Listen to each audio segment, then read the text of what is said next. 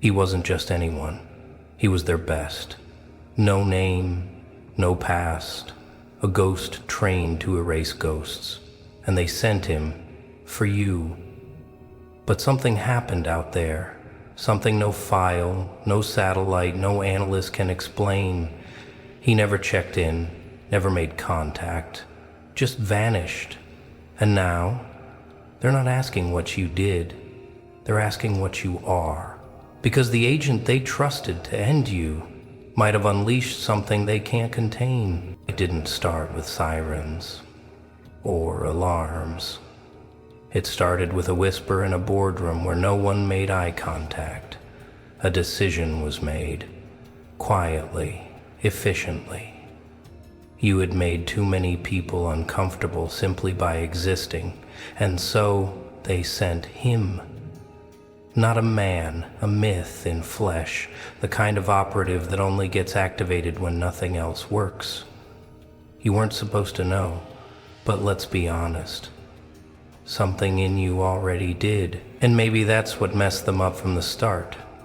You felt it, didn't you? That sudden stillness in the air. That moment your shadow didn't quite match your step, when silence felt heavier than noise. Most people call it paranoia. You've learned to listen when the world gets too quiet, because quiet means someone's watching, or waiting. That's the difference between you and the rest. You don't brush off the goosebumps. You don't call fear a weakness. You read it like a coded message. And that's where this story takes a turn.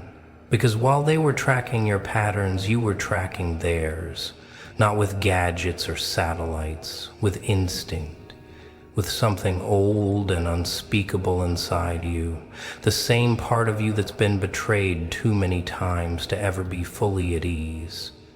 They underestimated the one thing their data couldn't measure, the pain that sharpened you into something beyond predictable, something they can't control. Pause. Let's take a moment here, because I know exactly what you're thinking. Why would they go this far for someone like you? Why all this? A whole ghost agent deployed with a clean record and a cold smile just to erase your name? Because what they fear most isn't what you've done, it's what you're becoming.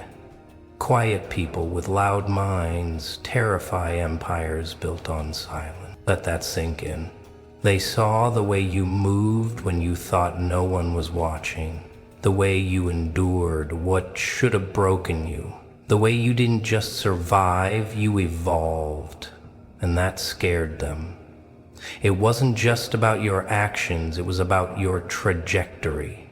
You weren't supposed to rise. You weren't supposed to figure it out.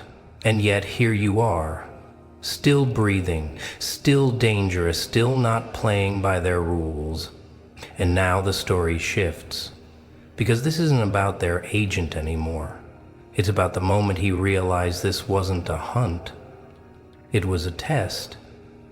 And he wasn't the examiner. He was the subject. That realization, it hits different when you're the one being watched. He thought you were an assignment, a file on a desk, a ghost to be deleted. But what happens when the ghost bites back? What happens when the prey remembers what it feels like to be hunted and decides never again? He started off sure, calculated, professional. But then came the first slip. Minor, barely visible, a camera glitch, a door left ajar. A coffee cup that moved 6 inches, just enough to say, "I see you. Keep watching. You're not alone anymore." And that's when his heart rate changed. You didn't strike. Not yet. You waited, let him spiral in the silence, because sometimes the most powerful thing you can do is nothing. Just exist. Let them panic in the stillness. Let them imagine the worst. Because what's worse than an enemy you can't find?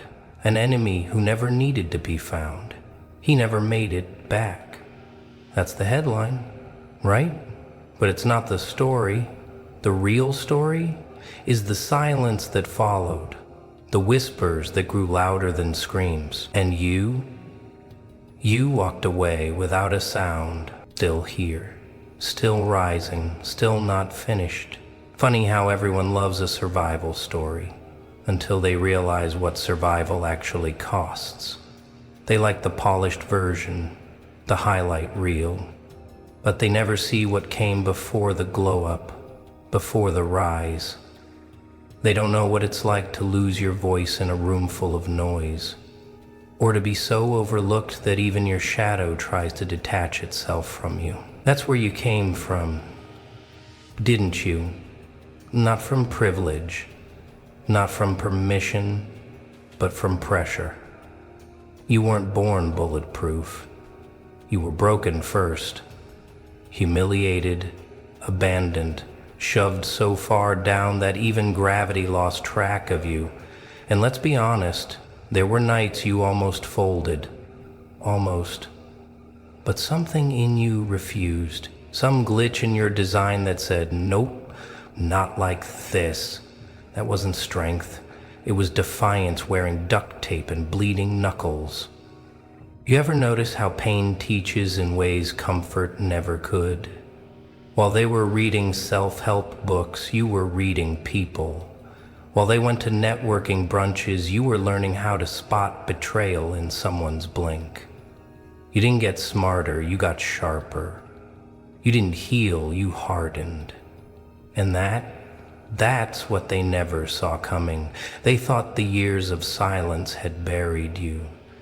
They didn't realize it was refining you. It's wild, right? The same people who mocked your fall are now the ones whispering your name like it's a threat. You know why? Because survival creates vision. Pain gives you precision. You started moving different, talking less, listening more. Every fake friend, every slammed door, every unpaid debt. They taught you how to walk without needing applause. You stopped chasing validation and started building something they couldn't see, something beneath the surface. That's when you became dangerous. And oh, they noticed. But by the time they realized what was happening, it was too late. You had already shed the version of yourself they thought they could manage, the one who apologized for existing, the one who begged to be understood. That version is gone, dead. You're something else now. Remember that agent they sent? He wasn't prepared for this version of you. He was briefed on a ghost, someone broken, someone tired. But what he found was a blueprint. You didn't just survive, you studied the game, and then you rewrote the rules in your sleep. People keep asking why you never quit. Let them ask. Let them wonder how you kept breathing through storms they wouldn't last a day in. Let them guess how you smiled with cracked ribs and still carried others. Let them stay confused.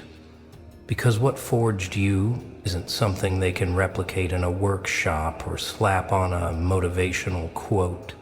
Now they're scared. Because if someone like you can rise, then what excuse do they have? Here's the thing. The system wasn't built for you to win. It was built to break you quietly. But instead, it made you loud in silence. It made you patient, calculating, lethal. Not in the way of weapons, but in the way you understand everything now. You're not chasing revenge, you're chasing clarity. And that clarity, it's the most terrifying thing you've ever worn. Because when you stopped needing them, they lost their grip. So yeah, maybe that top agent didn't fail. Maybe he saw the truth too late. That the real threat was never in your fists. It was in your mind. And you're just getting started. Every empire fears one thing above all. A blueprint they didn't design.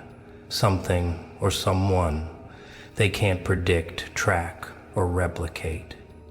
That's you. Not a statistic, not a footnote, a walking contradiction to their system. Because while they were investing in machines, you were building mentality. And while they were upgrading software, you were upgrading discipline, quietly, relentlessly, on your own terms. Let that echo for a second. On your terms. You weren't chasing greatness, you were becoming it, in the dark, with no applause, no spotlight, just this twisted hunger to make sure your pain meant something. That every setback wasn't just a scar, it was a weapon.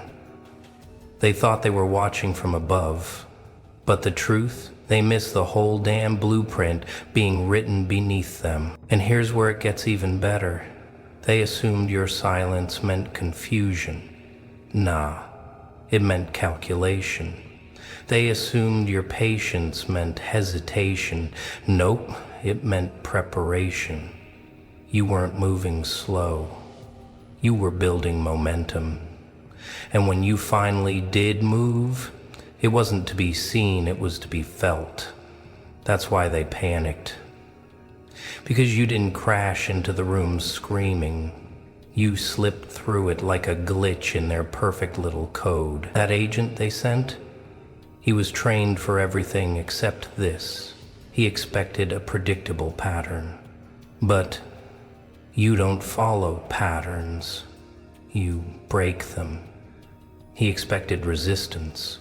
What he found was mastery. Mastery of silence. Mastery of presence. Mastery of control. Let's talk about that for a second. Control. Most people think it's loud, obvious, but you know better. Real control is invisible.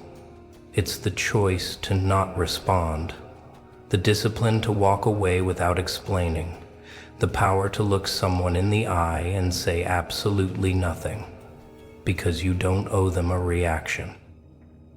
That's what unnerved him, because the moment you stopped reacting, he lost leverage. You weren't intimidated, you were unbothered. And unbothered people scare the hell out of puppeteers.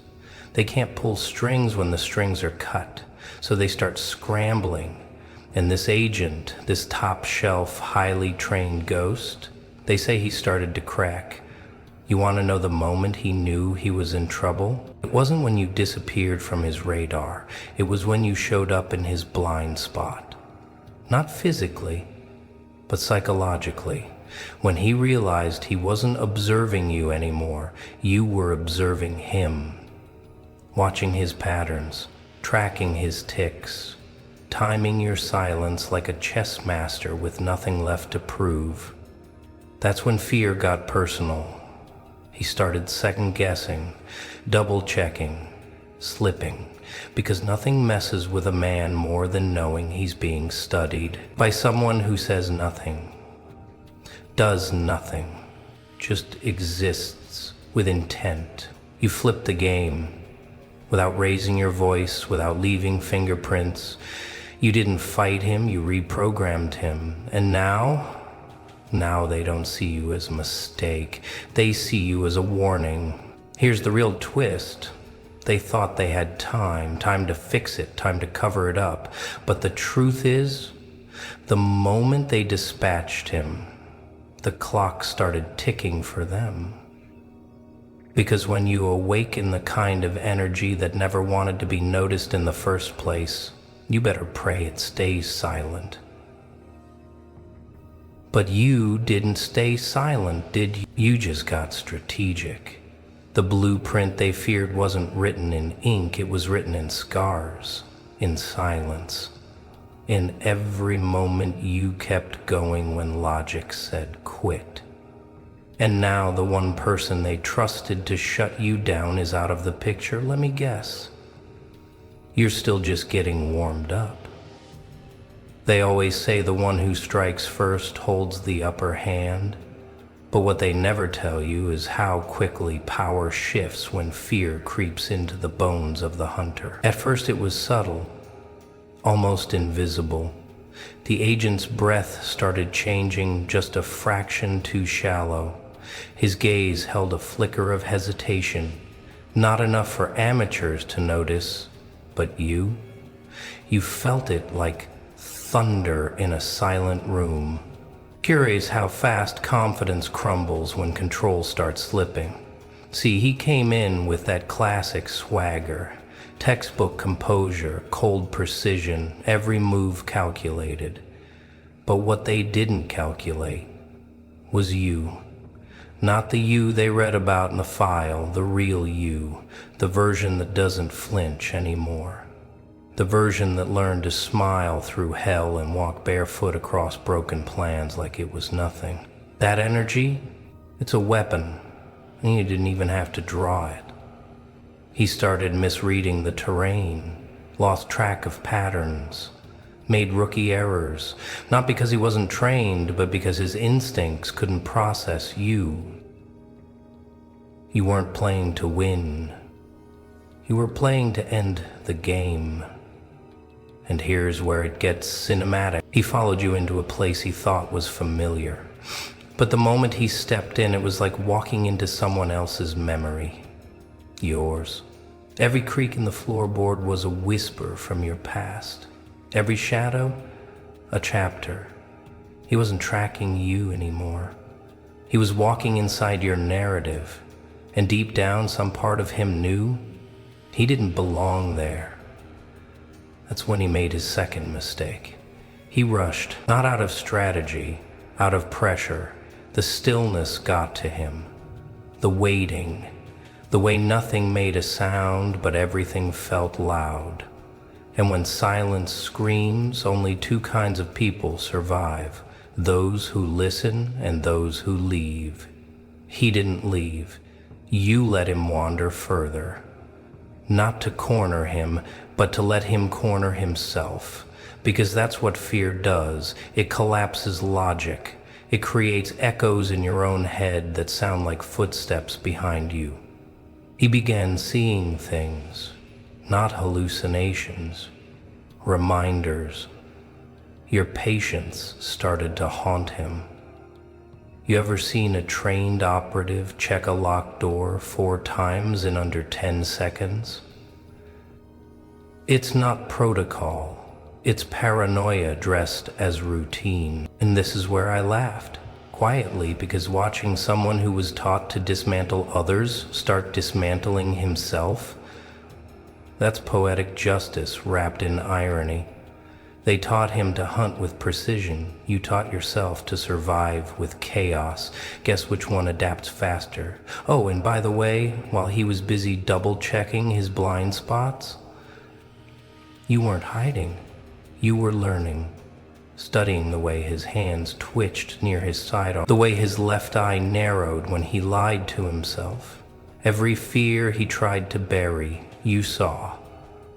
And that's the worst kind of mirror to look into. Because when a man realizes he's being unmade by someone who never even spoke to him, he stops being dangerous. He becomes predictable. And predictability, that's the final nail in a professional's coffin. By the end of that day, he wasn't the same man. And you didn't celebrate, you didn't gloat, you just kept walking. Because power isn't proved by destruction, it's revealed in restraint. The hunter was still breathing, but only because you allowed it.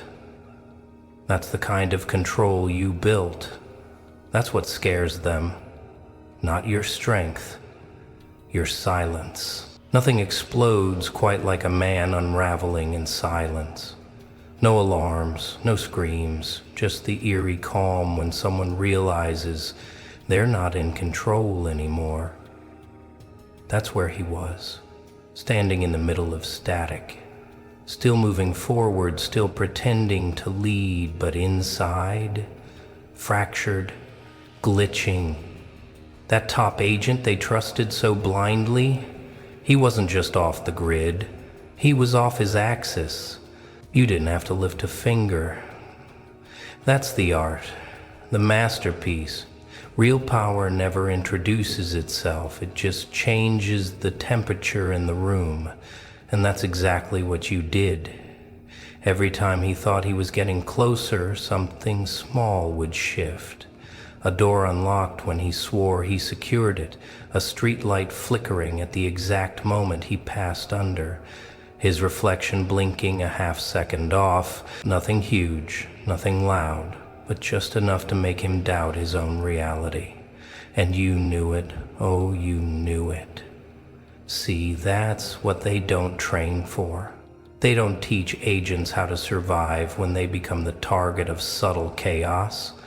They teach tactics. You learn psychology. They teach responses. You mastered presence. That's the difference.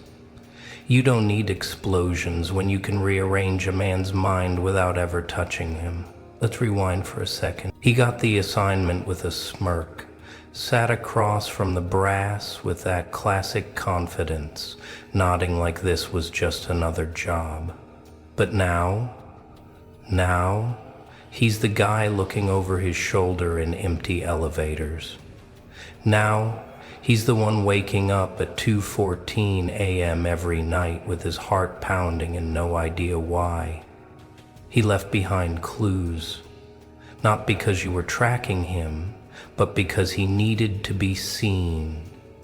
That's when the shift becomes permanent, when the hunter starts hoping the prey shows up, because the silence gets louder than the chase, because not knowing what you'll do next is scarier than any plan he ever faced. You ever scare someone so deeply they start narrating your next move for you? That's how it was. You had him writing his own fear, scene by scene, line by line. And here's the beautiful irony. While he was decoding noise, the signal was always clear. You weren't hiding. You were walking in rhythm with his breakdown, calm, collected, almost bored. And boredom, that's where your true danger lives. Because when a person like you gets bored, precision becomes playful. You don't act out of rage, you act out of design. Every second you waited was a thread in his unraveling. Every corner you didn't turn made him twitch harder. He saw reflections that weren't there, heard footsteps that belonged to memories. You didn't haunt him. You installed yourself in his logic. That's when the others started asking questions. Where's the check-in? Why is the line dead? Why is the file marked incomplete? And suddenly their silence wasn't dominance. It was dread, because if their best man can't keep up, who else would dare follow? They weren't tracking you anymore. They were watching their own blueprint fall apart, slowly, elegantly, one unreported ghost at a time. You weren't just rewriting his mission, you were rewriting their rules. And the funniest part? You never had to raise your voice. You never had to throw a punch. You didn't need a weapon. You were one. One day the calls just stopped. No ping, no signal, no exit trail. The agent, their best, vanished like he'd never existed. His mission log ended mid-sentence, frozen on a screen that no one dared to touch. The silence that followed, it wasn't technical failure, it was psychological collapse. You didn't just remove him, you erased the illusion of their control. And that shook them. You know how people react when the alpha goes missing? Panic doesn't even cover it. Everyone suddenly remembers their own limits, their own weaknesses, and they start wondering if he didn't make it back, what chance do they have? Let's back it up. His last known trace was a safe house on the edge of a town that doesn't even show up on some maps. Funny, right? That the most advanced tracker, with every gadget, every clearance, every tactic, ended up reduced to a static heartbeat in a place that barely has street signs. But that's where the great stories end, isn't it? In silence, in places where no one claps, where legends don't fade, they vanish. Now we're wondering if it's all true.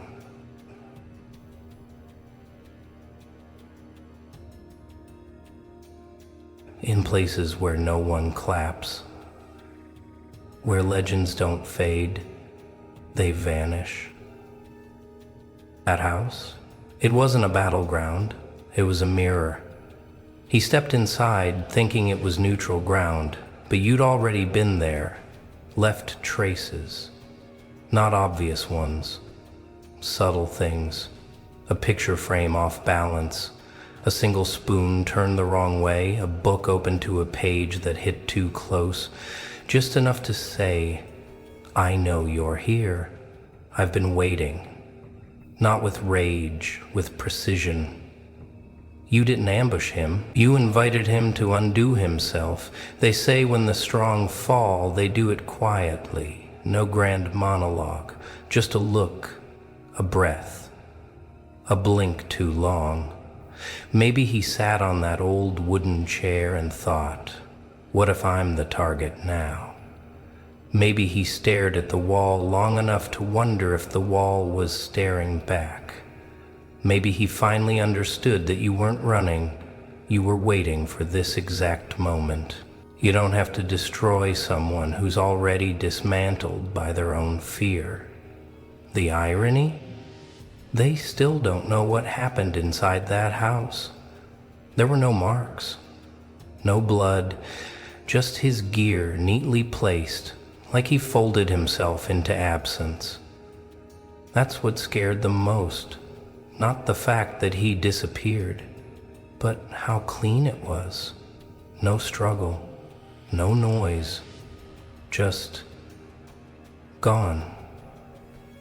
And you didn't broadcast a victory. You didn't post about it. You didn't need a stage. That's what makes you different. You don't crave the spotlight. You remove it. The same way you removed their confidence, one whisper at a time. After that, the system stuttered. Meetings turned urgent. Files went redacted. Protocols rewrote themselves overnight. Not to cover his failure, but to bury your existence. You became the name that never got mentioned in briefings, the line they skipped, the ghost they all secretly hoped wasn't real. But you are. You're not just a person now. You're a message carved into silence. And the best part?